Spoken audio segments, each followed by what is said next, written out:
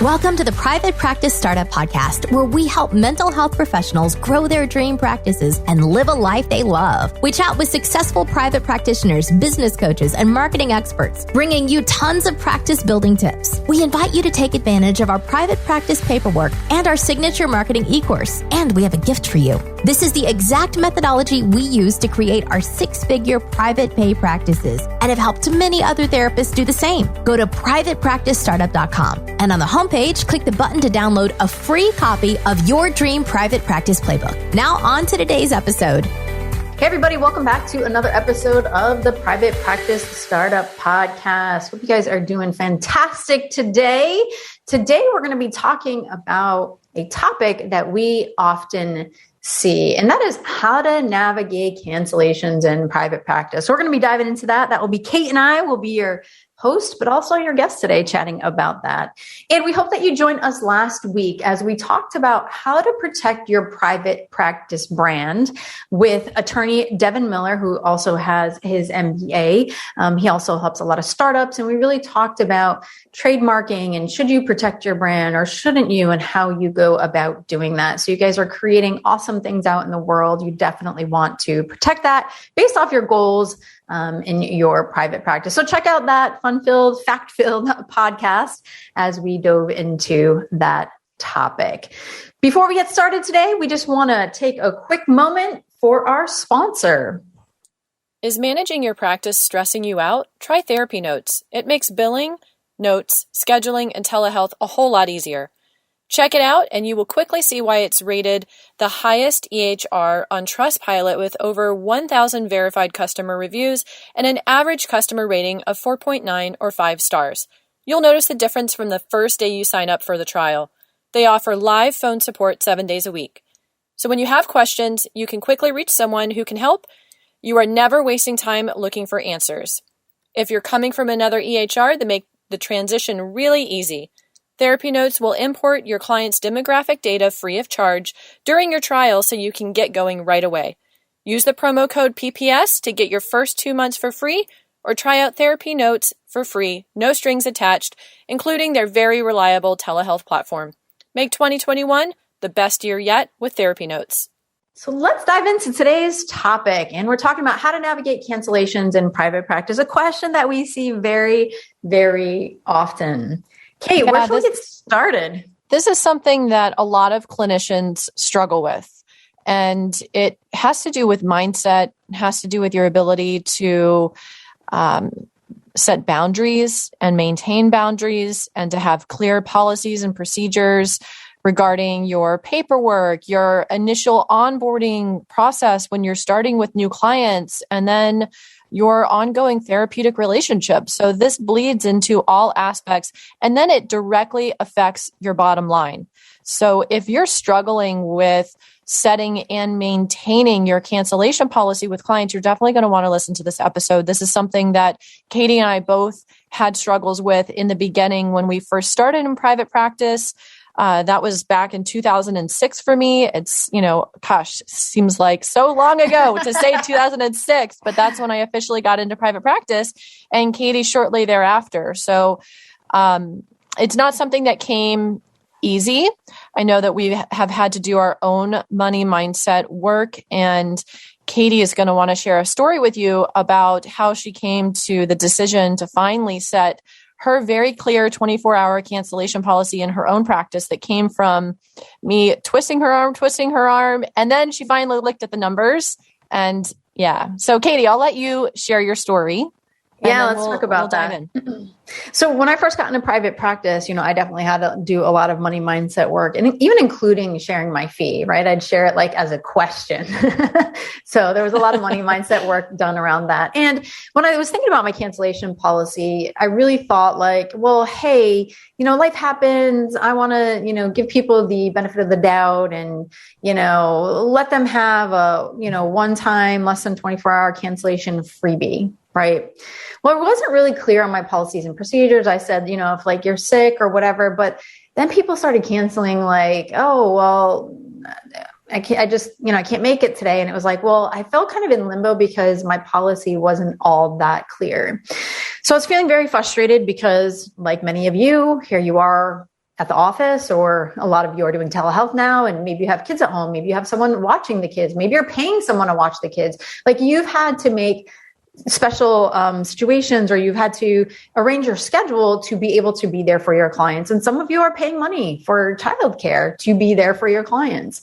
So whether you're in office or you're online, you're arranging your schedule to do so. And, I was frustrated, especially like, hey, if it was my very first client and here I'm at the office and then all of a sudden they cancel, and it's like, well, I could have been home and doing something else or whatnot. So yeah, I came to a point where I just felt like it was happening too much. I was talking with Kate, and she was definitely, guiding me, mentoring me, encouraging me. And then I sat down with the numbers. In over a year time period, I was seeing about 20 to 25 clients a week at that time. And over a year time period, I realized that I lost not one, not two, not five, $10,000. And ouch. Yeah, that's ouch. That's a lot of money for a lot of things. A new bathroom, amazing multiple vacation. bathrooms. Well, depending how big your bathroom is and where. Yeah, I guess. So when I really looked at the numbers and also how I felt, a big thing for me in therapy has been kind of my emotional barometer, right? Am I too engaged? Am I getting frustrated with the client? That's really about me. Well, I was starting to build resentment because I didn't have a clear cancellation policy and felt like I had to honor that because that's what was written.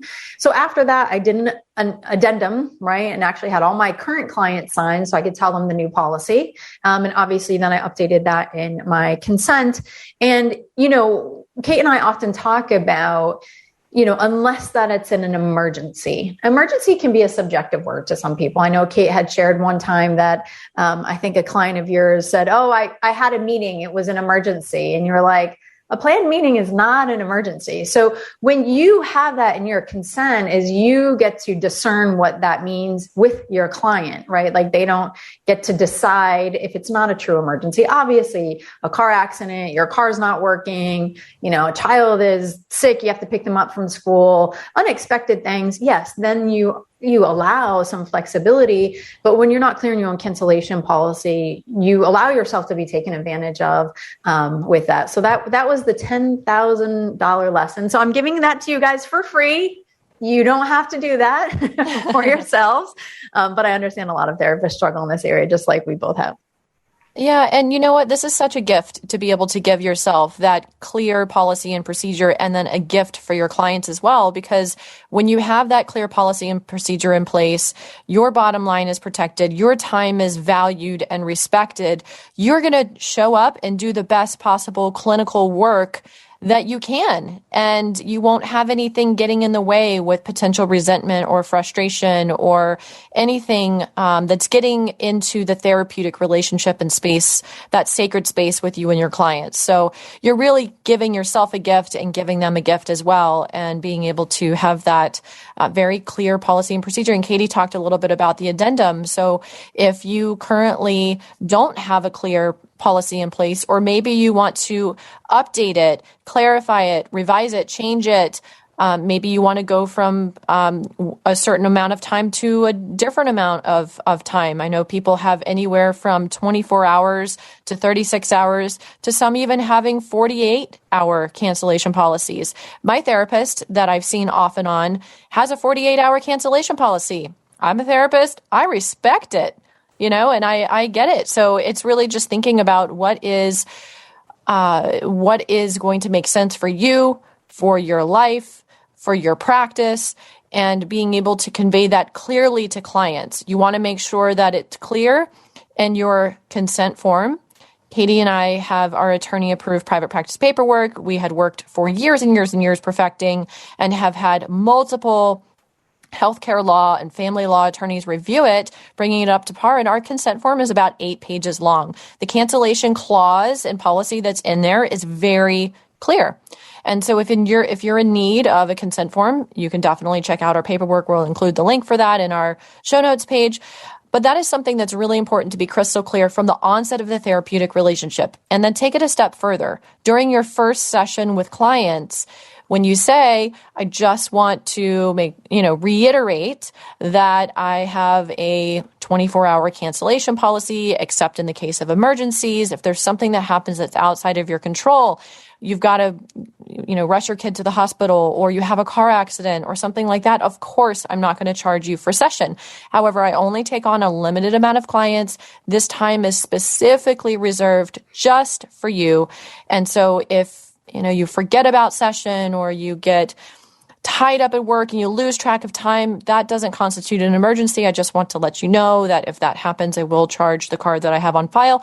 So that way everybody's crystal clear. And then if and when it does happen, they know what to expect. So the expectations are clear, and it makes it so much easier to navigate those situations. And if you want to use your judgment and you decide that you want to make an exception for someone, you can certainly do that. You can handle it on a case-by-case basis.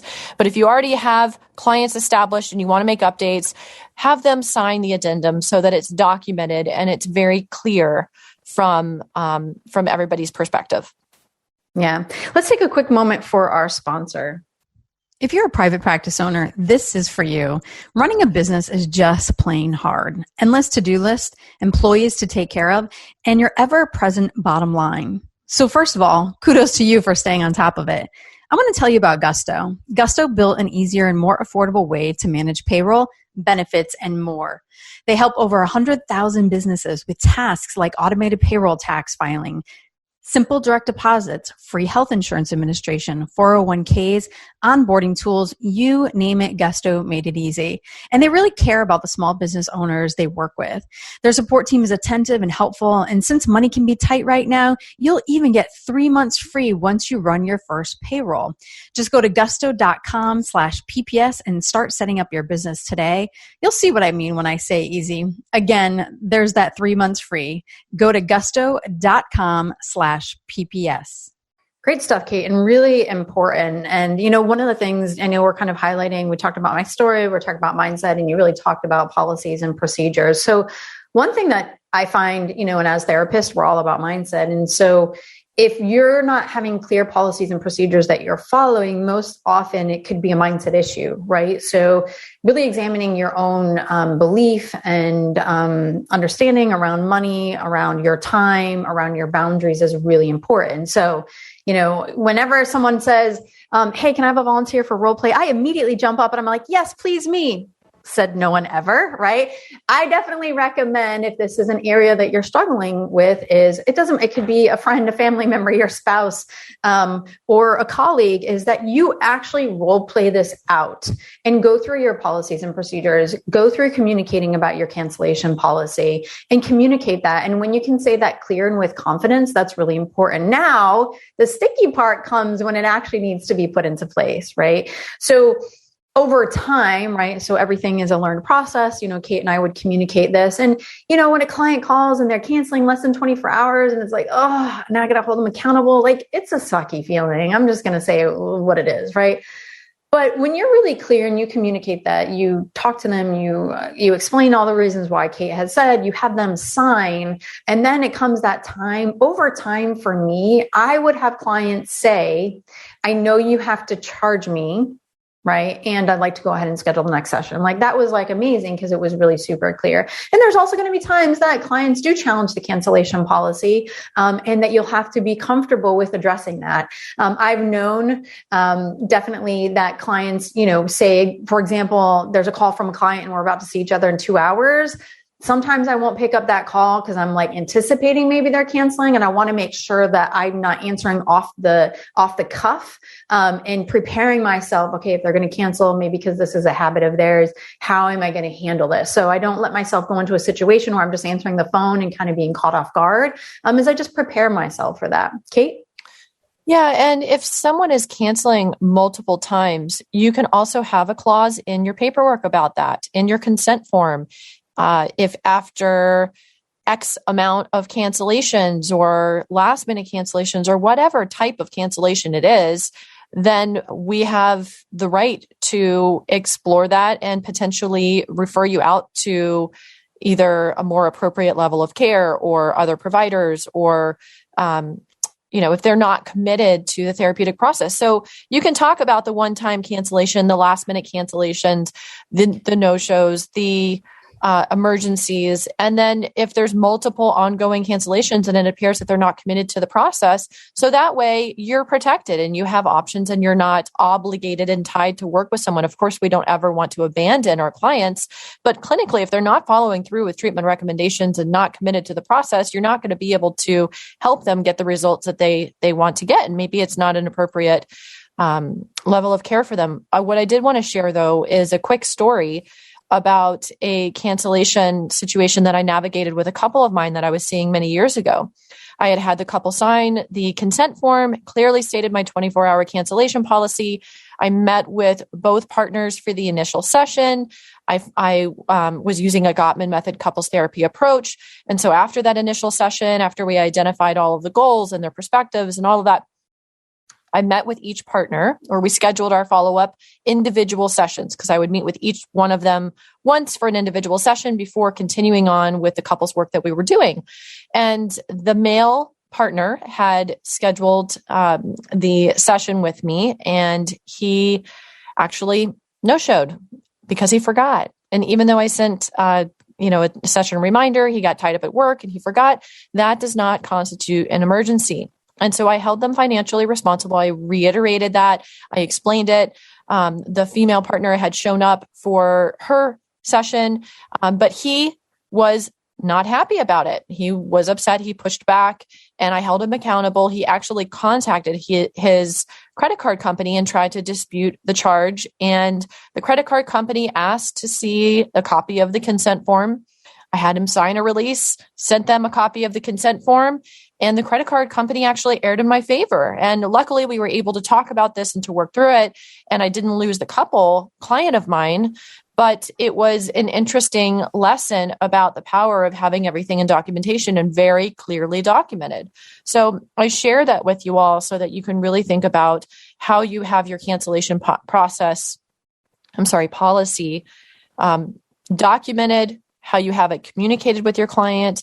And we hope we've given you a lot of food for thought here, just in terms of how you're managing that in your own practice and anything that you might want to revise for a better experience for yourself and for your clients. Awesome. Agreed. And, it's a journey, we understand, and we're here to help and support you, and we're cheering you along this journey, because we know that you guys do amazing work. And you also need to value yourself for the work that you do and your own boundaries, because we know that that's a struggle for therapists as well. So to be the best that you can be and also offer the best services that you can, we really want to invite you to look at this as a mindset issue, as a clinical issue, and not necessarily just about money, because that's really not what it's about. It's a whole package of things for yourself, for your clients. So we hope that we helped you guys today in navigating the cancellation policy, because you definitely deserve to get paid well and for the work that you do. One thing, Kate, we didn't talk about, and just maybe in closing, is, some of you might be thinking, well, I take insurance or I take a hybrid. So with that, you need to know which of you need to contact each of your insurance companies, providers, the contracts, and know who you can charge a cancellation and who you can't. But Kate also gave you a really great way. If this person is constantly canceling, how are you going to navigate that? She gave you some ideas there. So we just wanted to throw that out as well. That's important to acknowledge, yes, because a lot of times insurance companies don't allow you to charge for cancellations. For, Katie and I are talking about self-pay practices. So private pay practices, that's what we built. We never took insurance for our practices, and we have helped so many therapists to build their full fee, thriving, cash-based practices. So not taking insurance, but a lot of the therapists also work a hybrid model or are working to transition off of insurance panels. So Katie, I'm glad you added that little notation, because that is very important. Yeah.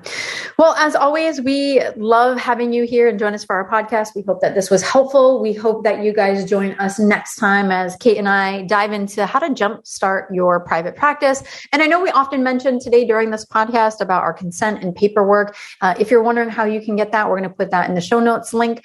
We do offer package forms. So we're going to put that information right in our show notes page. And you can go ahead and grab that if you are in need of attorney approved private practice forms. Yes, we'll have you use the code SAVE80 for $80 off our peak package. So that'll be on the show notes page. And let's take a moment for our Startup Nation superhero shout out for today's episode, which comes from Summer McGowan. Summer says, "Thank you. I'm really enjoying your podcast and finding it so helpful. I started my part-time private practice last year, and it has grown to the point that I'm taking an early retirement from education to pursue my passion in full-time private practice. It is very exciting, but also overwhelming. I'm finding a lot of comfort in hearing others that traveled the same journey before on your podcast, and I know I can learn from them. Thank you all for the amazing work that you're doing." Summer, that is so exciting. It reminds me of Susan, our coach, her journey from becoming transitioning from being a teacher and straddling private practice to being full-time private practice. So we are here cheering you along, Summer, and are very excited for you and so glad to hear that our podcast is helping you along your journey. Startup Nation, we want to encourage you to subscribe, to rate and review our show. Of course, share it with your friends and fellow colleagues, and we will look forward to seeing you on the next episode. Take care, everybody. Thanks for joining us on The Private Practice Startup. Visit theprivatepracticestartup.com for awesome resources, free trainings, attorney-approved private practice paperwork, and so much more.